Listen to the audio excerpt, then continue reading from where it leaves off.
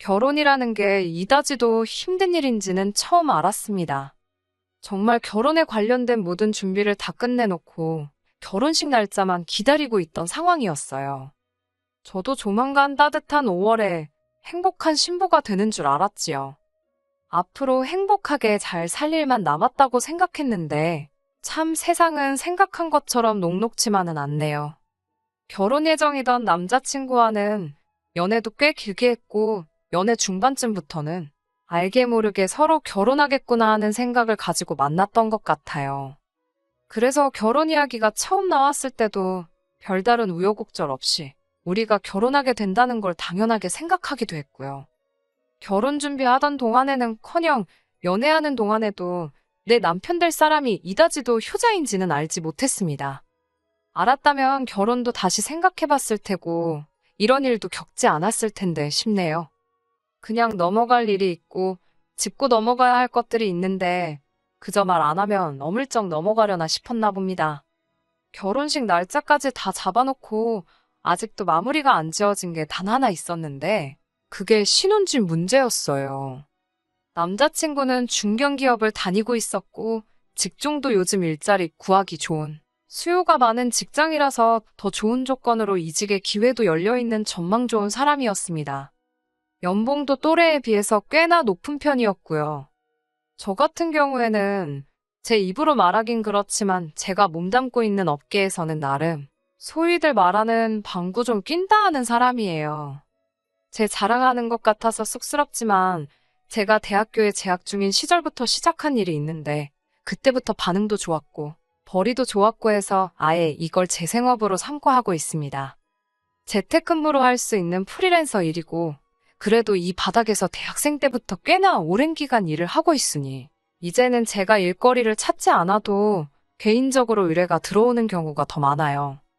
남자친구보다 벌이는 조금 낮을 수도 있지만 그건 제약이 나름이기도 하고 집에서 근무하다 보니 그만큼 시간적으로 활용할 수 있는 부분이 많아서 나름 만족하며 지내고 있었습니다. 아무튼 결혼 이야기가 오가고부터 서로 얼마나 돈을 모았는지를 알려주게 되었는데 남자친구가 8,500 정도를 모아놓은 상태였고 저는 일한 기간도 길고 제 직업 특성상 출퇴근 없이 집에서 일을 하다 보니 딱히 돈 쓸 곳도 없어서 1억 정도가 모여있는 상황이었어요. 그래도 저희 또래 치고는 두 사람 다 꽤나 잘 모아놓은 거라는 생각이 들었는데 그래도 이 돈 가지고 서울에 어디 아파트 하나 구하기는 대출 없이 하늘의 별 따기나 마찬가지였어요. 아직 결혼 자금이 많이 모자란 상황이라는 생각이 들었고 저나 남자친구나 결혼하기에 나이가 너무 늦은 편은 아니었으니 차라리 돈을 좀 더 모을 때까지 결혼식을 뒤로 미루자는 이야기도 주고받았습니다. 그런데 남자친구 집 쪽에서 식을 빨리 진행했으면 좋겠다고 이야기를 해왔어요. 예비 시아버지 되실 분이셨던 남자친구 아버지가 올해 희망퇴직을 하기로 되어 있는데 퇴직하기 전에 식을 올렸으면 쉽다 하셨다더라고요. 거래처 사람들의 안 친한 동료 직원들부터 밑에 부하 직원들부터 해서 몇 명은 더 저희 결혼식에 얼굴을 비출 테니 그렇게 되면 축의금이 더 들어오지 않겠냐는 게 주된 이유였어요. 솔직히 그게 무슨 계산인가 싶었습니다. 당장 저희가 결혼을 미루려던 건 아직 준비가 다 되어 있지 않아서 모자란 준비를 하고 싶다는 뜻이었는데 남자친구 아버지가 무슨 직원 수가 5천 명이 넘는 그런 곳에서 일하는 것도 아니신데 말이에요. 기껏해야 많이 잡아도 회사 일로 관련된 사람들이 하객으로 온다 쳐도 그 수가 50명이 넘진 않았을 텐데 말입니다. 축의금 들어오는 거야 계산해보면 크겠지만 어차피 식대로 나가는 고정비 지출도 있잖아요. 그런 거 다 따지고 보면 대충 2, 300만 원 축의금으로 더 받자고 하는 건데 솔직히 당장 그 돈 때문에 저희가 대출을 크게 받아서 시작하는 게 이치에는 맞지 않는다는 생각이 들더라고요. 남자친구한테도 이건 맞지 않는 것 같다고 했고요. 남자친구가 알겠다고 하면서 얼마 뒤에 저희 결혼하게 되면 집에서 2억을 지원해주기로 했다는 사실을 알려왔어요. 사람 마음이란 게 결혼식 날짜를 서두르라고 할 때는 원망스러웠는데 또 막상 저희 어려운 점을 해결해줄 해결책을 떡하니 들고 오니 그런 마음이 싹 사라졌었어요. 부모님도 몹시 결혼할 생각은 아니었지만 난데없이 2억이라는 엄청 큰 돈을 지원해 주신다니 숨통도 트이고 엄청 감사하기도 했지요. 친정 부모님께서도 그 이야기를 들으시더니 똑같은 금액은 해줄 능력이 안 되지만 1억 정도는 어떻게 마련해 주시겠다고 하셨어요. 난데없이 여유 자금도 많이 생기고 저희 부모님 부담스럽게 만든 것 같아 죄송스럽기는 했지만 그래도 그 정도 돈이면 서울에 대출 없이 집도 구하고 이왕이면 인테리어까지 싹 다 뜯어고칠 수도 있겠구나 싶었습니다. 여유 자금이 생기니 강남 쪽이나 요즘 뜨는 지역의 신축 아파트에 들어가고 싶은 욕심도 생겼는데 그 정도의 돈이 생겼음에도 불구하고 저희가 가지고 있는 돈 이상을 대출로 더 받아야 하는 상황이었기에 이리저리 알아보다가 욕심부리지 말고 형편에 맞는 집을 구하기로 했습니다. 공부도 이만큼은 안 해봤다 싶을 정도로 열심히 발품손품 팔면서 알아봤어요. 그러다가 하나 마음에 드는 아파트를 찾게 되었어요. 주변에 마트라든지 인프라가 너무 잘 되어 있었어요. 단 하나 단점이 있다면 지하철역에서 거리가 좀 되는 위치기는 했는데 그 부분은 딱히 신경 쓸 바는 아니었습니다. 남자친구가 다니는 회사에서 가깝고 어차피 자차를 사용해서 출퇴근을 하니 딱히 대중교통이 중요해 보이지는 않았어요. 어쩌다 한번 이용하게 될 대중교통 때문에 그 집을 포기하기는 너무 아쉬운 지경이었습니다. 특히나 집에서 일하는 저에게는 서울 도심에서 전망도 좋고 일에 지친 제가 주변에 도보로 잠깐 머리 좀 식힐 수 있게 들어선 주변 환경은 무엇과도 비교할 수 없었거든요. 비교적 신축이기도 해서 딱히 많이 손볼 것도 없고 거기에 역세권도 아니다 보니 돈도 어느 정도 절약이 되겠더라고요. 저희가 가지고 있는 돈에서 혼수며 자동차의 집 고치는 비용까지 딱 끝내고도 조금 남을 정도로 말이지요. 그래서 남자친구와는 그 집으로 신혼집을 정하는 쪽으로 이야기를 끝내가고 있었습니다. 그런데 얼마 전 남자친구가 그 집은 아무래도 안 되겠다고 다른 집으로 알아보자는 말을 듣게 되었습니다. 여태까지 서로 의견 공유하면서 집도 어떻게 꾸며놓을지 정하고 있던 사람이 하루아침에 난데없이 그 집은 아니라고 하면서 다른 집을 알아보자니 어이가 없었어요. 이유나 들어보자고 물어봤더니 대중교통이 불편해서 안 좋을 것 같다고 하는 겁니다. 차 끌고 다니는 사람이 무슨 대중교통이냐 되물었더니 그것도 그거지만 일단 방이 2개밖에 안 돼서 싫다고 하더라고요. 방이 2개이긴 하지만 2방이 전부 엄청 넓게 뽑힌 집이거든요. 나머지 방 하나는 전망도 좋고 해서 집에서 일하는 제가 사무실 겸용 서재 같은 느낌도 해서 어차피 남자친구가 퇴근하고 오면 저도 아무리 재택근무라지만 일을 붙들고 있을 생각이 없으니 그 방에서 같이 여가도 즐기고 하기로 이야기가 되어 있었거든요. 침실이야 어차피 잠만 자는 곳이고 거기에 붙박이장 설치하고 화장대 놓고 해서 쓸 계획이었어요. 본인도 그렇게 하는 게 더 좋겠다고 동의했었고 말입니다. 그런데 대중교통 이야기랑 똑같이 이제 와서 그게 그 집을 사면 안 되는 이유라고 하면서 반대를 하고 나서니 저는 조금 어이가 없었지요. 그런데 그제서야 한다는 말이 방이 2개짜리 집은 너무 불편할 것 같다고 하면서 생각해보라고 앞으로 우리 사이에 아이도 태어나고 하면 어차피 나중에 또 이사를 가야 할 것이다. 뭐 그런 말을 하더라고요. 탁 트인 전망이며 모든 게 마음에 드는 집이었지만 남자친구 말도 일리가 있어서 아쉽지만 다른 집을 알아보기로 했어요. 그런데 방 2개짜리 집이 마음에 안 든다는 게 남자친구의 의견이 아니고 남자친구 부모님의 뜻이었다는 걸 알게 되었습니다. 이리저리 백방으로 알아보다가 조금 지은지된 아파트기는 하지만 평수도 넓고 방도 3개짜리에 적당히 괜찮은 매물을 발견하게 되었어요.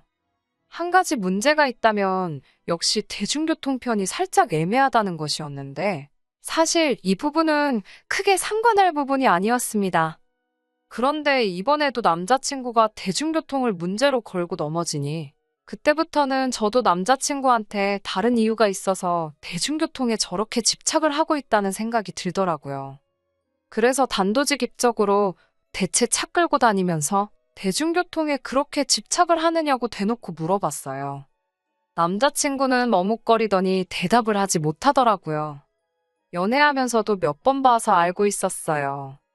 자기가 불리한 상황이거나 뭔가 숨기는 게 있을 때 꼭 저런 식으로 나왔었거든요. 숨기는 게 있구나 싶어서 계속 추궁하니 결국엔 그렇게 나온 진짜 이유에 대해서 털어놓더군요.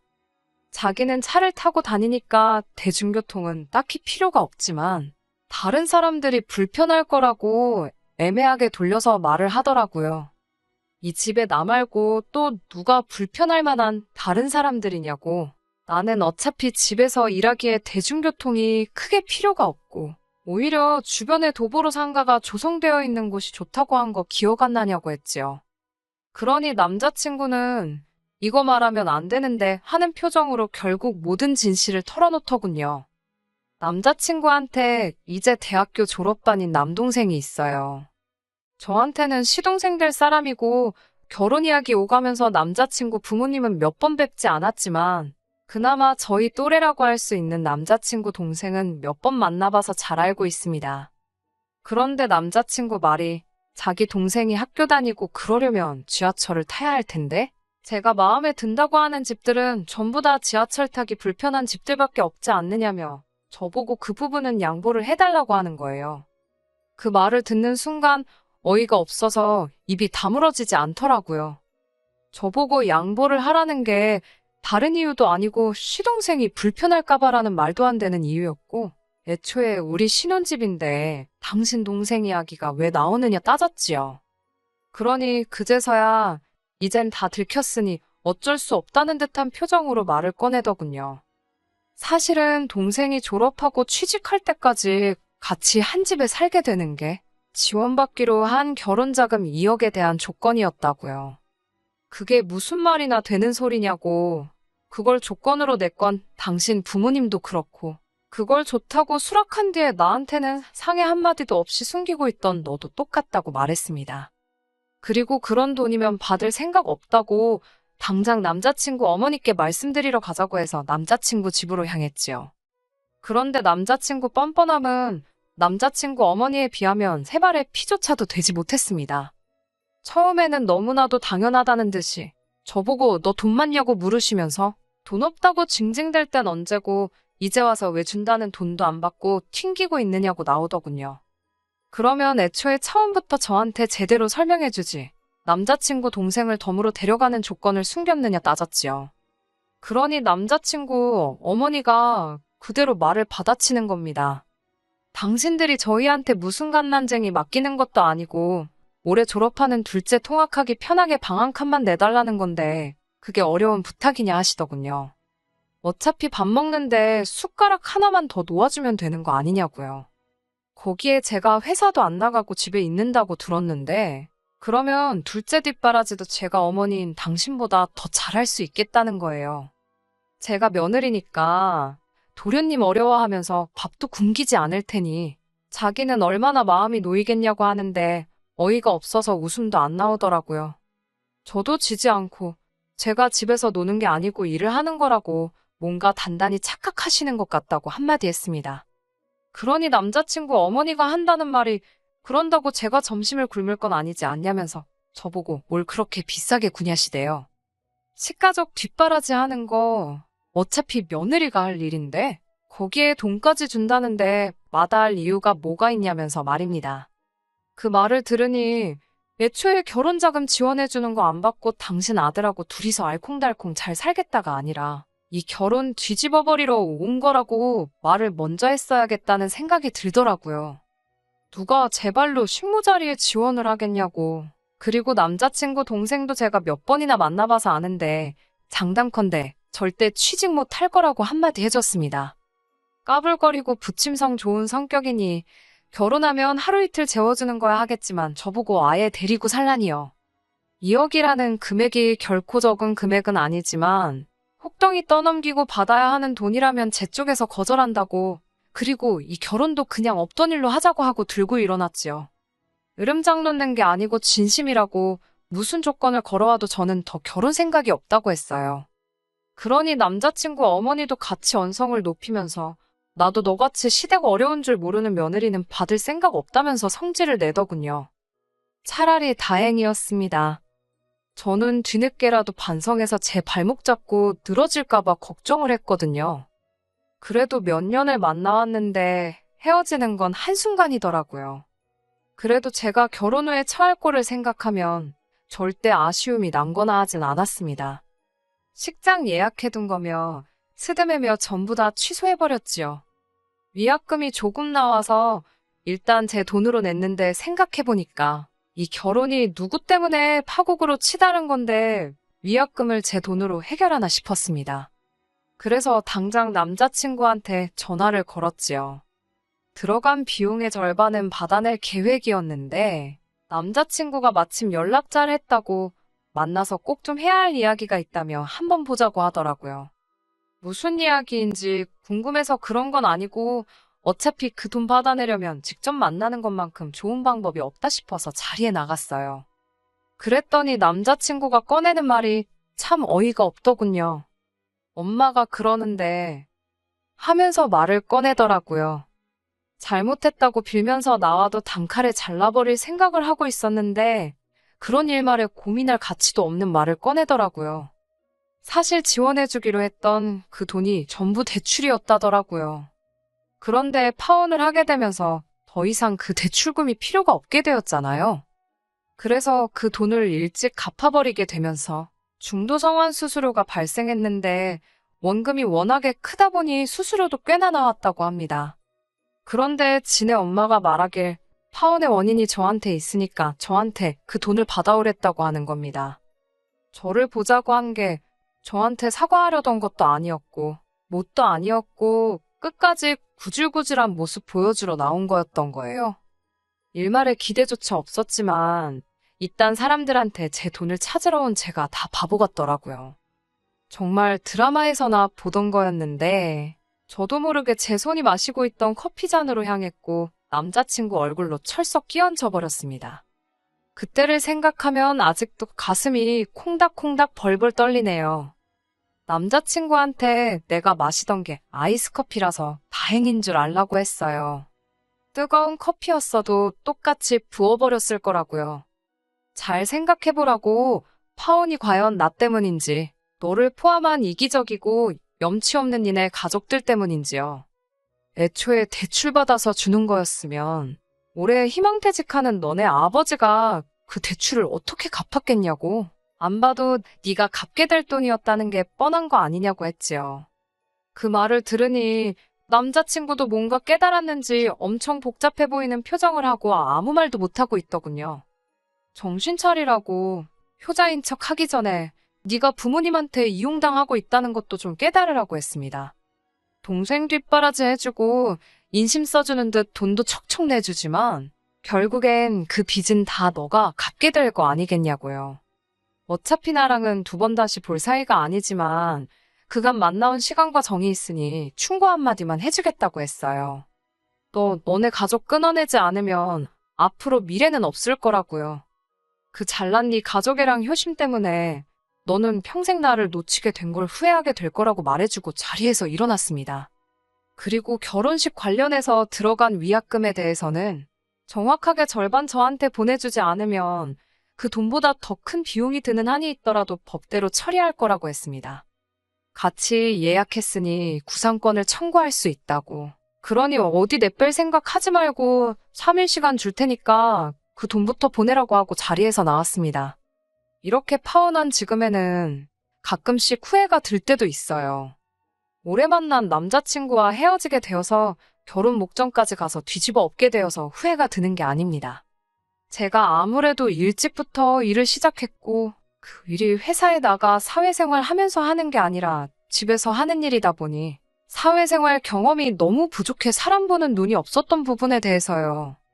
혼자서 일하는 것도 잘 벌리긴 하지만 저도 저대로 진짜 사회를 경험해보기 위해서 요즘은 제가 다닐 수 있는 회사를 알아보고 있어요.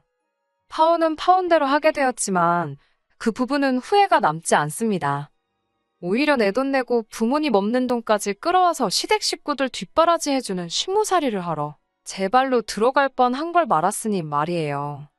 당장은 다른 사람을 만나보고 싶은 생각도 들겠지만 좀 더 사회생활 하며 직접 경험해보고 사람 보는 눈도 좀 키워간 뒤에 다음을 생각해봐야 할 것 같습니다. 끝까지 들어주셔서 감사합니다. 오늘의 사연은 여기까지입니다. 구독과 좋아요, 알람 설정 부탁드리고 더 좋은 사연으로 다시 찾아뵙겠습니다. 감사합니다.